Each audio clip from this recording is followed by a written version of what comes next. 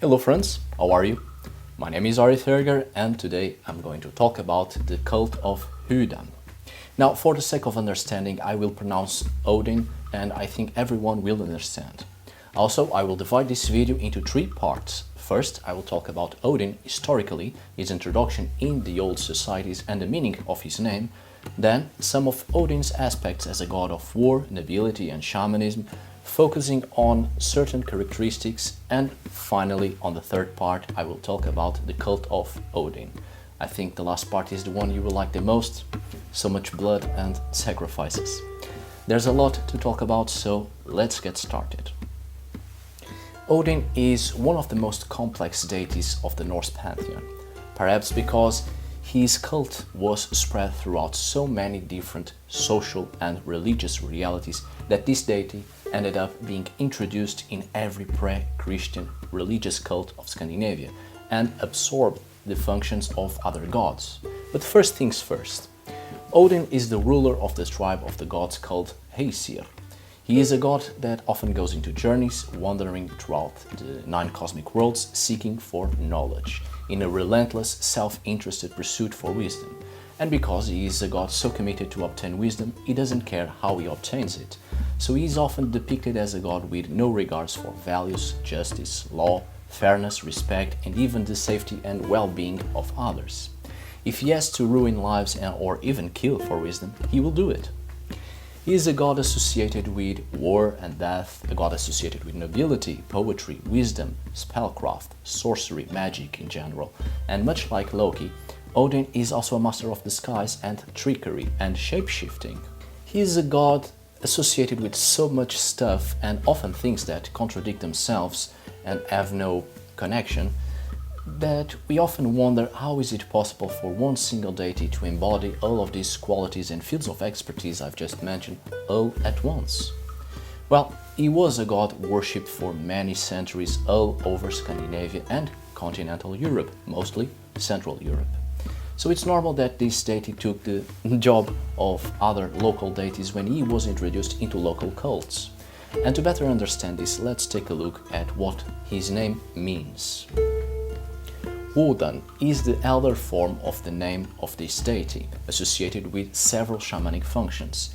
He is associated with the dead and those who are slain.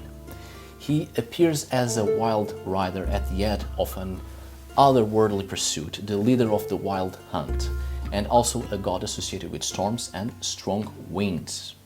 The name Wodan comes from the Old High German Wode, insane, from wods, angry, obsessed, Old English wod, raving. Wod also means sound, voice, poetry, and hodr, poetry. And in modern German, Hut, meaning anger, rage, fury, wrath. So the concept of his older name is associated with madness, obsession, and ecstatic frenzy. But the name Wodan has other variations such as Wod, Wotan, Wod, Woods, Virtus, and so on, apparently all linked to either shamanic trance or the brain condition necessary to enter in a tranced state through madness, insanity. Now, the Germanic Wodan is not like the Norse Odin, the chief of the gods. The continental god leads the wild hunt, a horrific, ghostly cavalcade of spirits, elves, some deities, and the dead. Wodan is a god of rage and ecstasy, a god who made warriors enter in a state of madness while in battle, turning his chosen warriors into wolves or bears, and as such he became a favorite and most important god among many warlike tribes. These tribes invaded Scandinavia. As conquerors, they installed their order and their god became the chief deity, king of the gods and the father of all. And just like this, Odin was introduced into Scandinavia and a new god was born there, Odin. Now, before Odin, Friku or Freyr was one of the most popular and highly worshipped deities in Scandinavia, especially in Sweden. He was the chief god of the old Swedes, before the invading tribes introduced the cult of Wodan. In the process, Wodan lost the W and became Odin, while Freyr lost much of his importance and became a minor farmer's god, while the nobility worshipped and sacrificed to Odin. In Scandinavia we see Odin with many names, many titles such as Hörtir, god of the army, Valgalthr, god of the battle slain, Rafnagud, Raven God, Grimnir, Masked One, Bellager, Flamehigh, and so on. A variety of names meaning completely different things and others which we still don't know the meaning. It's a long list which shows us that many independent local gods were integrated in the cult of Odin. Odin remained with many of his old continental characteristics along with new characteristics from Scandinavia, and through time he still remains so important in the Scandinavian societies that even during medieval times he continued to be associated with other things. According to the social reality of each period in history, he became associated with more stuff. For instance, in continental Europe, he was associated with the dead and the spirits. But to the Germanic tribes, there was no concept of a warrior heaven. A place in the afterlife solely for warriors is a concept that few European cultures had. Only some Celtic Iberian tribes and the Aurelians had this concept. Valhalla was something new introduced in this cult. To the Germanic tribes, there was no need to have a heroic death in the battlefield. Another example, in Iceland during medieval times, Odin became associated with magic, spell work, sorcery, even Seidr. We must not forget that in the old Scandinavian pagan societies, Seidr was seen as the province of women, and it was not honorable, not even manly, for a man to practice Seidr. Men who practiced Seidr were considered effeminate, and it was an insult. They were called hergi, unmanly, effeminate. But all of a sudden, Odin becomes associated with such practices, a male god. He gains prominent effeminate qualities that would have brought unspeakable shame to any ancient Norse warrior. Well, in medieval Iceland, this was no longer a social problem, and since Christianity didn't let people practice magic, people needed a patron god of magic. And thus, Odin being the most famous deity of the old gods, he also became associated with sorcery, witchcraft. So, recapitulating, the mainland Wodan was an important deity, but not a patriarchal chief of the gods, such as the Scandinavian Odin. He changed from a storm god, Wode, to a god of ecstasy and rage, Wodan, to a god of rulers and warriors, Odin, and kept on changing, and I dare say that he will change again to assume a form that fits in our time and our present realities. After this introduction, let's take a look at some of Odin's fields of expertise, and I'll try to be brief on that. As a god of war, he encourages the process of war. He inspires people to do war. He needs people to do war because that's how he obtains warriors for his personal army. Dying gloriously in battle is the only way to go to Odin in the literal sources. However, he isn't a god that concerns himself with every warrior, only those who he deems to be worthy. He will help and bestow his blessings to them, mainly legendary heroes, people that stand out and become really good at killing and in the arts of war. But he also maintains a close connection with shamanic warriors, such as berserkers, warriors who combine fighting techniques with spiritual practices, achieving a state of ecstasy, but focused solely on the cult of Odin, which also includes working with animal totems, mainly bears and wolves, which are the animals associated with Odin and, as I've told you, the remnants of the continental characteristics of this deity. As a god of war, he isn't like Tyr, concerned with the war itself, the reasons behind the conflict, or even the rules, honor, and the deeds involved. In terms of war, Odin is concerned with the chaotic battle frenzy, that very force, essence, state of mind achieved through the madness of battle, through violent acts, uncontrollable rage and fury, bringing out the beast in us. As a god associated with sovereignty and nobility, he is the divine archetype of a ruler. As I've told you before, since he was the main god of the invading Germanic tribes, he became the god associated with power. This is an interesting aspect because, for instance, when Christianity came along, the first to be converted were the rulers, chieftains, kings and emperors, the high power of the society, while the people from rural areas, the countryside, practically forgotten by such high powers, continued to be pagans. This is exactly what happened in ancient Scandinavia. The high powers adopted Odin as the main god, chief of all the gods, the All-Father, while in rural areas people maintained their older gods, such as Freyr, which became associated with agriculture because of that. So even in the ancient pagan societies, pagans adopted another sort of paganism, while in the countryside, people remained more pagan than pagans. The Norse society, much like many ancient societies, was socially and politically divided into three groups: rulers, warriors, and farmers. So the gods were also divided into these three groups, and Odin, being the god of nobility, obviously he was set on the top of this hierarchical society. So he became the king of the gods. Odin in Scandinavia became linked to the nobility, and as such he became the legendary founder of numerous royal lines. And the Scandinavians tried to pass this into their mythologies, introducing Odin as the creator of the first humans along with his two brothers, or these three characters being three different aspects of the same deity. As a god associated with wisdom and shamanism, it's quite interesting. The wisdom aspect is one of the things that differentiates him from being the all-powerful god. You see, many people nowadays see Odin almost as the only god that matters. Many people in Ausafru practice Odinism, focusing only on this god almost to the point of turning polytheism into a monotheistic religion. But what happens in a monotheistic religion is that the only existing god is the all-knowing and all-powerful, while Odin shows us that he himself has limitations. That's the beauty of polytheism. The gods, much like us, in their own individuality, have limits, and that's why Odin is always seeking for knowledge to overcome his limitations on every field, obsessed with obtaining wisdom because he is restless when a problem comes along and he has no power. He sets out in a relentless and ruthless quest for more wisdom, more knowledge, more power, and whoever stands in his way, he immediately takes them out of the game. And, well, most of the knowledge he gains is usually of a magical sort. And of course, as you know, he sacrificed an eye for wisdom, and at a certain point he sacrificed himself, hanging on a tree and stabbing himself with his own spear, to achieve the knowledge of the runes.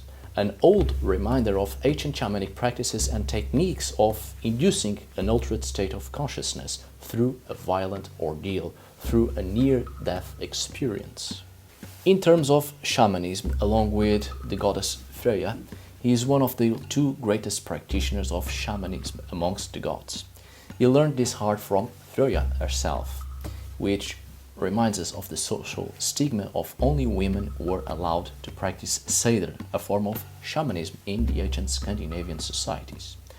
And in many accounts we have hints of Odin's shamanic journeys, especially when he uses his 8-legged horse Sleipnir. An 8-legged horse is a typical symbol of Northern Eurasian shamanism. Also, when we deal with shamanism, almost every time we will come across shamans who are accompanied with familiar spirits, not just animals and land spirits, but other beings. Odin is always closely associated with wolves and ravens, animals who are his companions all the time, and also other spiritual entities associated with him, such as the Valkyries. And, as I've said before, I've already talked about shamanic warriors, which was the type of shamanism socially acceptable for man in Germanic societies. As a god of poetry, in the Ynglinga saga, for instance, Odin is celebrated as the inventor of poetry, Skaldskapur, and also experienced in Galdr or Galdar, spells incantation, and of course, and also the master of runes. Odin is a master of poems, and he grants his gift to others he deems to be worthy. And the story of how he became a master of speech, and mind that this is closely associated with Galdr, the power to persuade through words of incantation, well, the story is quite interesting because he obtained the meed of poetry, and in Old Norse the name of this mead was Odrerir, closely associated with the word Odre, which not only is one of Odin's names but also the very word connected to ecstasy, fury, inspiration. This mead of poetry might be an old reference to an intoxicating drink which helped to alter the state of consciousness to achieve ecstasy, inspiration, and obtain knowledge. In terms of being a god associated with the dead, he is a divine figure who guides those who have just died and go to the underworld. And this aspect might be older than his aspect of being a god of war.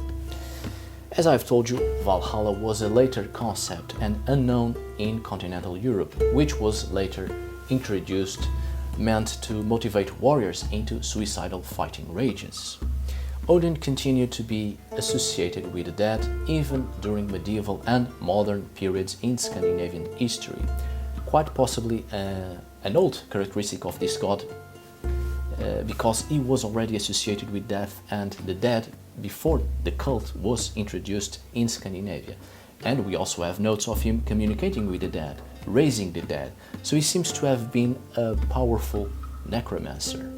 Now let's talk about the cult of Odin, or the perception we have of it in the archaeological findings and the study of the written sources. The cult of Odin in the north involved sacrifices, mostly in times of war, and the victims were always humans, either volunteers or prisoners. This doesn't mean that animals weren't also sacrificed. They were, but humans were always sacrificed to Odin, while animals were sacrificed occasionally or were mostly used as sacrifices to other deities. However, I must add the number of examples we have of human sacrifices to Odin are small. I mean, there are a lot of examples, but they seem small compared to the span of time during which Odin was considered the major deity. But anyway, in all the examples we have of sacrifices to Odin, they are always human sacrifices. Let me give you at least 4 examples. King Vikar, in order to win against a neighboring enemy, a priest of Odin was sent out into the forest to seek the answer from Odin.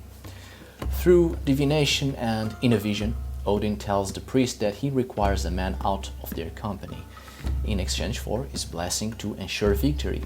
Odin chooses King Vikar himself and instructs how he is to be sent to him, hanged and stabbed. King Vikar was hanged and stabbed, and thus he was given to Odin. This sacrifice ensured King Vikar's army victory, although he wasn't around to celebrate it. Hon, king of Sweden, sacrificed one of his 10 sons every few years to have long life granted by Odin. He lived long indeed, because out of those 10, he sacrificed 9. During the reign of Olafr Tröltegi, there was a famine, and people attributed that to the lack of sacrifice made by Olafr. They burned him in his house and offered the sacrifice to Odin so they could have plenty. Sure enough, the famine was over. King Haraldr was also a king plagued with a famine during his reign. Through divination, it was found that the famine could be stopped by the sacrifice of the noblest youth in the land.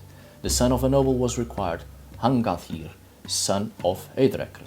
Now this one is interesting because Hangathir is very similar to Hangathir, which is one of Odin's names, meaning god of the hanged.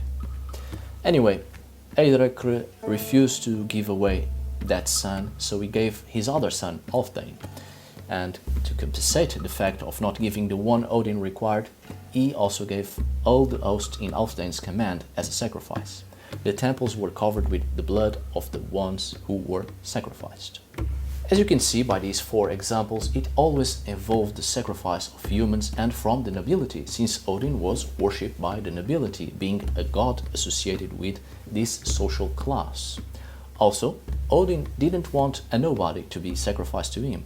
He chose those from nobility which he required, and indeed, in archaeological findings and in the comprehension we have of the ancient Scandinavian beliefs, we see that only warriors who died in battle and nobles were allowed to go into Valhalla.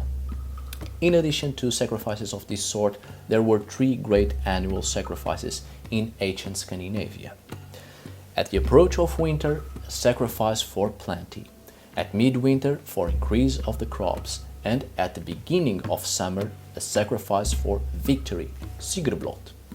Quite possibly these 3 sacrifices were made to the 3 major gods of Scandinavia at that time. The sacrifice for plenty was to the god Freyr, the sacrifice for increase of crops to Thor, and the sacrifice for victory to Odin because of the constant references to him as the god of victory, and sacrifices and vows were made to Odin for victory in times of war. There were also sacrifices in great scale every 9 years at Uppsala, at which sacrifices of man and various animals were offered. These sacrifices took place about the spring equinox, coinciding with the annual sacrifice for victory. Both men and animals were hanged in the grove close to the temple. Of the animals hanged, most were not edible ones, such as dogs, horses, and hawks. 9 male animals hanged with humans. Of course, speaking of edible animals, in Scandinavia, horse meat was also consumed, but it's quite different. Edible animals were sacrificed to Freyr, while Odin required nobler animals, animals that were used by the nobility and were to be taken with the sacrificed people into Valhalla to serve them there. Hence, dogs for hunting, horses to ride, and ox for hunting, but also as animals linked to activities performed by the nobility. Several cases of hanging occurred in the cycle of stories involving criminals. It was customary to sacrifice prisoners to Odin on the battlefield. However, the sacrifices at Uppsala were sacred, so most likely the sacrificed ones were of noble birth and no criminals, neither prisoners nor slaves, were sacrificed there. But in the battlefield or any other place when victory was needed, criminals were sacrificed to Odin. You might be asking if hanged people were really just sacrifices for Odin. Maybe it was for other deities? Well, there are no other evidences of hanging people and offering them to other gods. Hanged people were to Odin and Odin alone. For instance, there were human sacrifices to Thor, but these appear to have been put to death by being felled with a club. Yes, beat them to death with a club. Odin is constantly being associated with the gallows, as we can see by some of his names: Galgaframre, burden of the gallows; Galgagramre, Galgavalda; Angadrothrin, Angathir, Angagud, lord or god of the gallows or the hanged. It is possible that the slain victims to offer as a sacrifice to Odin were not criminals and or slaves, because when sacrificing to Odin, people would automatically go to Valhalla, and to go there they needed goods and animals of valor. That's why nobility was chosen. But of course, once in a while criminals would be sacrificed, but on another context, and slaves were often sacrificed with their masters. Sacrificing slaves separately was most certainly as offers to Thor, because it was to Thor's hall that slaves would go to be servants in his hall. Also, there are references of criminals being sacrificed alongside wolves and not dogs. Dogs had a purpose. They were useful and were used in the afterlife by the nobility. So hanging wolves with criminals was a way to socially show that those hanged there were not nobles, and the people hanged couldn't use those animals in the afterlife. And also wolves instead of dogs were sacrificed with criminals in order to disgrace the victims on their arrival to the other side, maybe so Odin might know that those cannot enter Valhalla. The sacrifices to Odin often involve hanging, but there was also stabbing, although both at the same time was not common. Or stabbing and hanging at the same time was the ritual in important sacrifices to Odin. But few are the accounts of both at the same time, although stabbing as a sacrifice to Odin was a reality, especially with a javelin. And we have many references in the myth, such as Odin's weapon, which a lot of people refer to as a spear, but it was a javelin. Odin throws his javelin over the army who is going to perish. Odin stabs himself with his javelin, and there are references of dying people and others with perfectly good health being marked with a javelin as a mark to be sent to the gods. So hanging might have come later. Marking the victims with a javelin might have been a form of dedicating the victim to Odin before the sacrifice, which was hanging. Both at the same time might have been the ordinary ceremony of sacrifice. In terms of funeral rites, and I promise I'll be brief because this video is already too long and I'm afraid I'm losing your interest. Well, for instance, in the Ynglinga saga we have references of funeral rites dedicated to Odin, or how they should be conducted in order to send the dead to Odin. Burning the dead in a pyre along with their earthly possessions to take them into Valhalla. And also what the deceased during life buried in the earth, mostly treasures, which could also be included as earthly goods to be taken into the other side. The items thrown into the pyre included weapons, jewelry, animals, and occasionally servants. The animals also included those owned by the deceased.